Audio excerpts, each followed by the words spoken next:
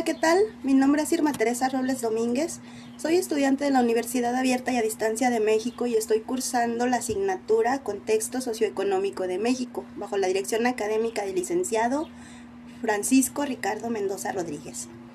El tema de la población afrodescendiente es una historia oculta que representa la importancia económica, social y cultural de lo que hoy es México. En primer lugar, se habla de los antecedentes principales, teniendo como bases el tiempo histórico, el espacio histórico, el proceso histórico, la estructura y los sectores económicos. El tiempo histórico de este tema es desde la época virreinal, pasando por los momentos históricos que narran los hechos históricos de la independencia. Este grupo de personas, según Haas A. 2019, llegaron desde el siglo XVI con la llegada de los españoles. Cabe resaltar que no fue por voluntad propia. Cuando Hernán Cortés llegó aquí, a lo que hoy es México, que antes se llamaba la Nueva España, junto con él y con los conquistadores es que llegaron las primeras personas africanas, dándoles como recompensa por participar en la conquista de los pueblos indígenas su libertad. Tal es el caso de Juan Garrido, un hombre africano que fue esclavo desde los 15 años en Lisboa, Portugal, quien más tarde se trasladó a Sevilla, en España, y fue ahí donde se unió al grupo de los conquistadores. Este hombre fue una pieza importante en las tropas de Hernán Cortés, participando en momentos cruciales como la Noche Triste y la conquista de Tlaxcala. La historia de este hombre es un claro ejemplo de la participación de personas africanas en la conquista de América. Haas A. 2019 menciona que, citando a Aguirre Beltrán, alrededor de 250,000 personas de origen africano llegaron a establecerse en los puertos de Veracruz, Guerrero y Oaxaca, entre los cuales había niños, niñas, mujeres y hombres, de igual manera esclavos que libres. Estos grupos afrodescendientes se relacionaron con indígenas y europeos, dando origen a una mezcla de diversidad social y cultural que al día de hoy no ha sido justamente reconocida del todo. Esta convivencia, intercambio cultural, dio paso a una sociedad muy diversa, que ha sido muy notoria sobre todo en Veracruz, que es donde la concentración fue muy grande. Por ejemplo, si hablamos de rasgos físicos como el color de piel, la forma del cabello o quizá distintas tradiciones que al día de hoy siguen siendo muy representativas, como el carnaval en las fiestas o el son jarocho en la música. Es importante mencionar que, aunque en México no hubo una segregación racial como lo fue en Estados Unidos o en Brasil, sí existió una discriminación que se tradujo en un sistema de castas, o sea, una jerarquía social en donde obviamente en el primer escalafón estaban los españoles y muy por debajo de ellos los indios, indígenas y negros. Todo esto nos da la oportunidad de entender la gran desigualdad económica que sufrió este grupo de personas desde la época de la colonia y el porqué del apoyo decisivo que brindaron a los movimientos de insurgencia en 1810.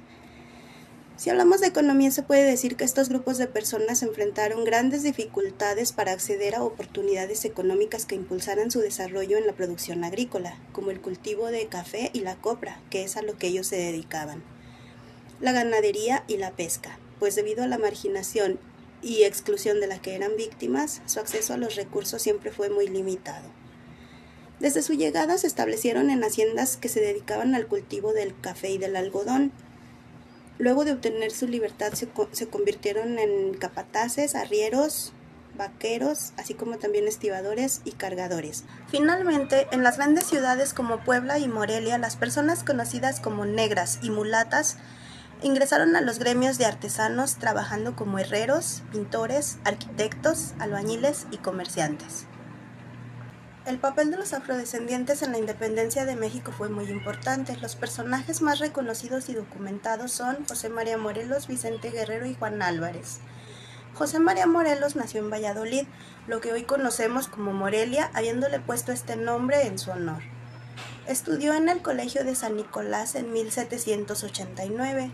Entró al Seminario Tridentino de Valladolid, en donde se ordenó sacerdote en 1797.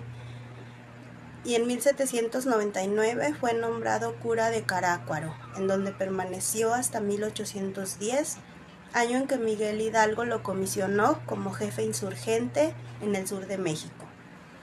Sus filas estaban conformadas por dueños de haciendas que fungían como jefes rebeldes. Fue capturado en 1815 en Temalaca y fue fusilado en San Cristóbal, Ecatepec, el 22 de diciembre de ese mismo año.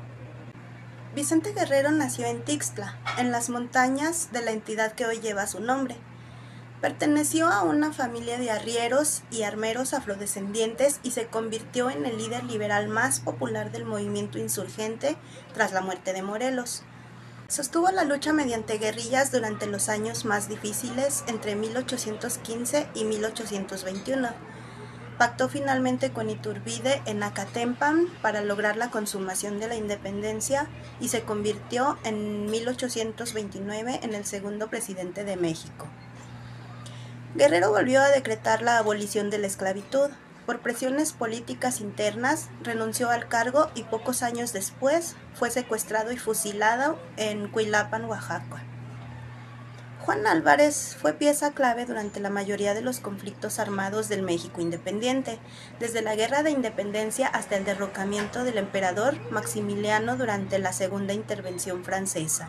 Ocupó varios rangos durante su servicio al país, el más destacado el de presidente de la República por un breve periodo en 1855, después de derrocar al dictador Antonio López de Santana.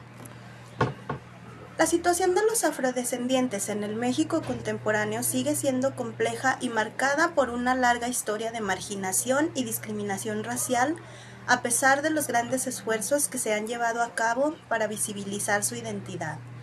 En el ensayo sobre la desigualdad de las razas humanas, se argumenta que las grandes civilizaciones mundiales tenían en común la raza aria y que su mezcla con las razas inferiores, es decir, la negra y la amarilla, daban como resultado la decadencia cultural y biológica de los pueblos.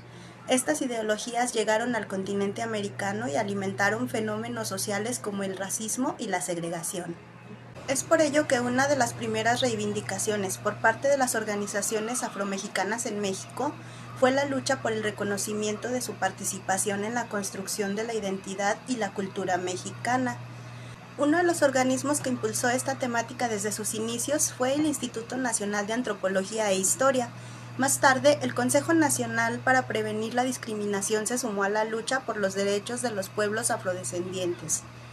Un momento clave en este sentido fue la organización del primer encuentro de pueblos negros llevado a cabo en 1997 en El Ciruelo, Pinotepa Nacional, Oaxaca, que reunió a diversas comunidades y pueblos mexicanos con herencia africana en la búsqueda del reconocimiento. Su principal demanda era el pleno reconocimiento constitucional de las comunidades y pueblos afromexicanos, con la armonización legislativa que esto implicara.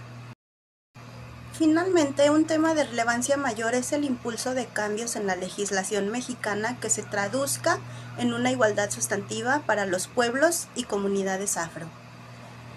Después de conocer el contexto de la población afrodescendiente en México, podemos darnos cuenta que en los últimos años los avances han sido significativos. Sin embargo, sigue siendo importante enfatizar en una perspectiva de no discriminación, reconociendo que este tipo de personas existían como pueblo desde antes de la formación del Estado mexicano y que su aporte fue considerable en el desarrollo histórico, social, político, económico y cultural de nuestro país.